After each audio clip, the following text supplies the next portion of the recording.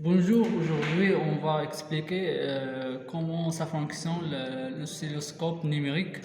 On a déjà expliqué le fonctionnement de l'oscilloscope analogique au séance précédent. Aujourd'hui on va expliquer comment ça fonctionne l'oscilloscope numérique. Tout d'abord on va commencer par le GBF numérique. On va générer une signal sinusoïdal, que ce soit carré ou bien rond ou bien pulsation, d'accord? Mais on va choisir un simple signal sinusoïdal.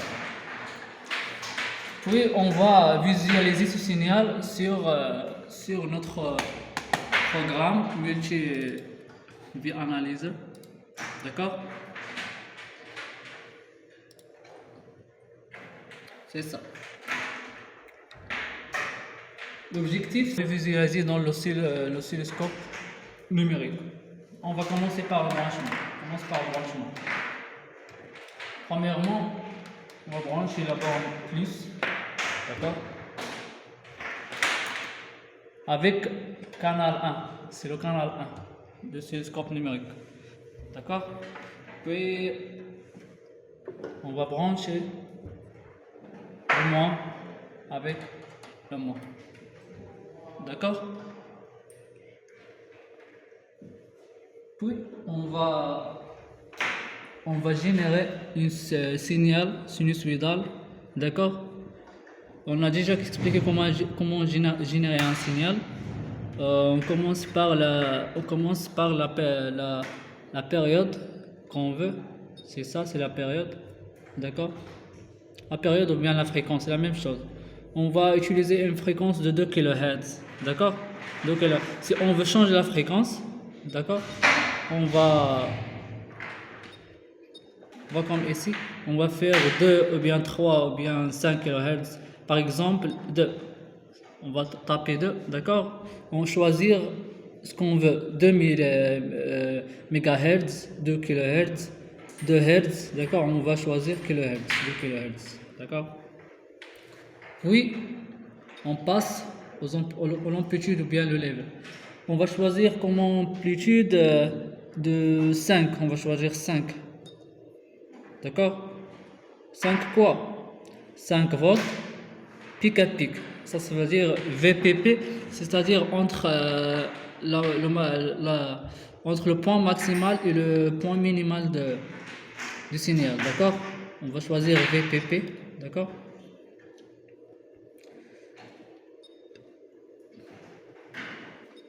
Puis la phase, on va garder 0. C'est pas la peine de changer la phase. Comme on voit, c'est branché sur le canal 1, d'accord? Le canal 1, c'est le même canal ici qu'on a branché avec l'oscilloscope numérique, d'accord? Maintenant, on va passer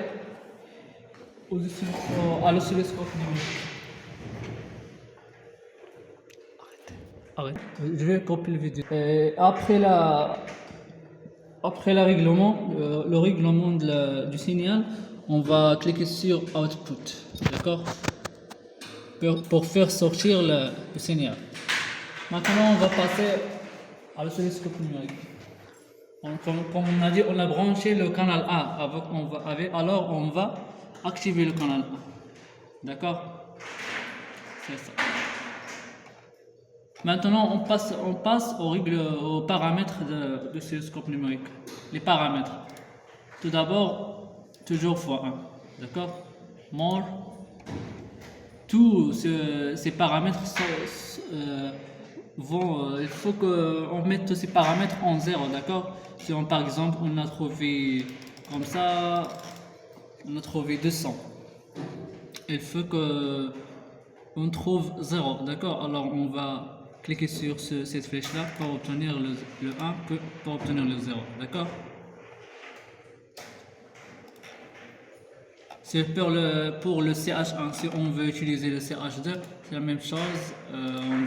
Toutes ces valeurs faut nous donner 0, d'accord? Il faut régler ces valeurs sur la valeur de 0, d'accord? Ouais. Maintenant, passons au CH1, c'est les données qu'on a ici. on a 1 volt par division, d'accord, 1 volt par division. C'est celui-là qu'on a trouvé ici. Si on change, on va sélectionner, d'accord, sélectionner le CH1, on va contrôler par les flèches, d'accord. C'est 1 volt par division, 500 millivolts par division, d'accord. Mais c'est juste pour donner, pour bien visualiser le signal, on va utiliser la valeur qui nous donne un signal qu'on peut voir comme ça, d'accord. Il est bien visible, bien, d'accord. On passe aux fréquences. On trouve ici la fréquence de kHz. C'est la même fréquence qu'on a utilisée, dans le GBF numérique, d'accord. Dans le GBF numérique, on a choisi 2 kHz, d'accord. On va monter. Dans le GBF numérique, on a choisi 2 kHz, d'accord. C'est la même valeur qu'on va trouver c'est la même valeur qu'on va trouver numérique, c'est 2 kHz. La même chose pour toutes les valeurs. Pour le VPP, on va trouver 5 volts.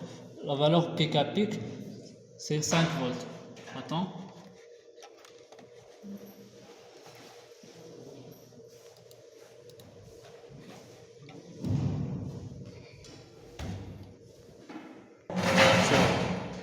Et pour par exemple, on veut régler la période.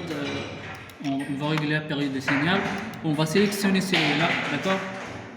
On va jouer sur les flèches, d'accord. On va jouer sur les flèches comme ça pour obtenir un signal, un bien signal, d'accord. C'est bien, d'accord. C'est un signal parfait qu'on peut étudier, d'accord. Alors dans le GBF numérique, on a donné 5 volts comme une valeur de VPP, c'est-à-dire voltage pic à pic, c'est-à-dire la valeur de tension entre les pics du signal. Pour vérifier ça, on va cliquer ici sur le cursus. On va choisir le cursus, d'accord. On va commencer le chip. On veut calculer la valeur VPP, c'est-à-dire un voltage, d'accord. C'est Y, sur l'axe Y, d'accord. On va sortir, d'accord. Pour déterminer la valeur de VPP, d'accord, on va régler les cursus comme ça, d'accord. La même chose pour la deuxième cursus, d'accord. La valeur du cursus 1, c'est ça. Comme on peut voir, c'est 2,46 volts, c'est-à-dire la valeur maximale ici, c'est 2,46. La même chose ici, le cursus 2, c'est la valeur minimale du signal, c'est moins 2,55. C'est à peu près la même valeur de cursus 1, d'accord. Et la valeur VPP, valeur pic à pic, c'est-à-dire c'est